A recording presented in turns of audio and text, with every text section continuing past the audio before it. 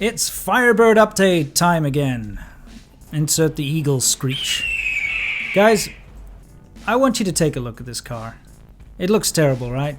To the average person looking at it, but anyone who knows anything about restoring cars or doing bodywork, it's actually looking very, very promising. Now, I'm going to tell you the setbacks that I've got at the moment, what's actually holding the project back, and I'm also going to tell you what's moving it forward. Now, the shop, as everyone knows, has been taking their sweet time with this car, but they finally got to a point where they're actually working on it and things are moving forward. Look at this door. I'm going to put up a picture of what actually was underneath all the paint. There was a massive gouge and a lot of bodywork.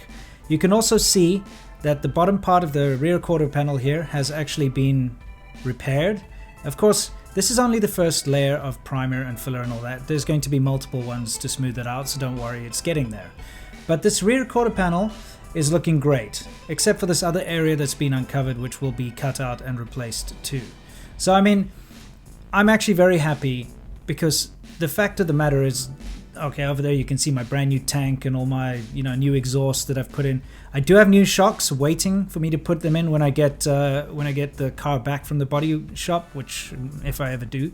But the fact of the matter is, underneath that paint and Bondo and crap that was there, it was very badly damaged on that side. It must have had a side impact or scraped against a fence or whatever it was, I don't know. But I'm just glad that that's all been taken care of, taken out and fixed. So I'm going to have peace of mind when I drive down the road. You know, it's one of those tricky situations because you all saw the car, what it looked like before I took it into the body shop, right? And it was totally drivable and I could get by enjoying it to a certain degree, but at least I have peace of mind now that I didn't have before. Now, one other thing that's nice when a fender is off over here is you can actually see how good and solid this car really is. It's always been a California car, so there's no rust. Everything is in place. It all looks very good. Basically, all the damage was to the body panels. So what are the biggest delays here? I mean, number one, obviously, the shop has been taking its sweet time.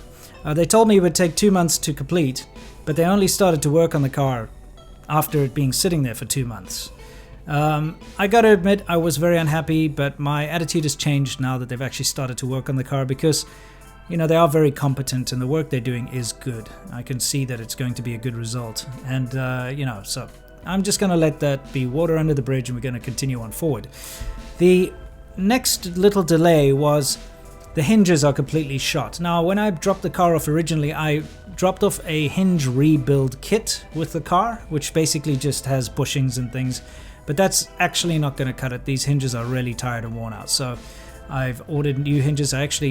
When I filmed this, I was dropping them off. You can see them on the front of the car there. Those are the new door hinges.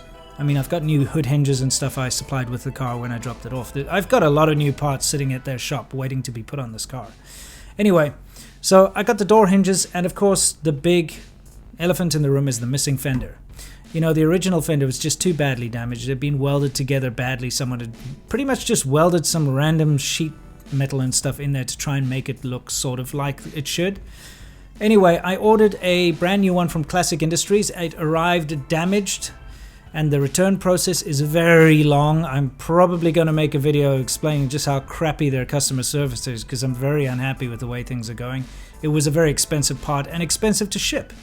So, you know, you pay close to $600 and this thing arrives damaged, and then you have to go through their BS bureaucracy and wait like weeks and weeks and weeks before they even give you a word as to which, you know, if they're actually going to replace it or not. Anyway, I'll get onto that when I actually get it replaced. I'll tell you all that sordid story. Anyway, so that's where we're sitting with the car. I'm very excited to see that, you know, things are moving. I still don't have an estimate as to when this thing's going to be finished, but I can feel it starting to take shape. And if we're lucky, this thing will be in for paint within a month or two. I hope you guys enjoyed this update. I will be going through once a little bit more progress has been made, because now at least their time, when I ask them anyway, they send me through pictures and little videos and stuff. So when I see some significant progress has been made, I will go in and make a more in-depth video about what's been going on. And I'll release a proper full episode, not just one of these little updates. So I'm very much looking forward to that. And hope to see you guys in the next video. I hope you've been enjoying all our Redneck Viper videos as well. I know it's It's a different kind of a vehicle. We're having fun with it. I hope you're having fun with it too. Anyway, until next time, you know the drill. Keep it between the ditches. Don't die, don't crash, don't go out in a blaze of glory, and we'll see you in the next video.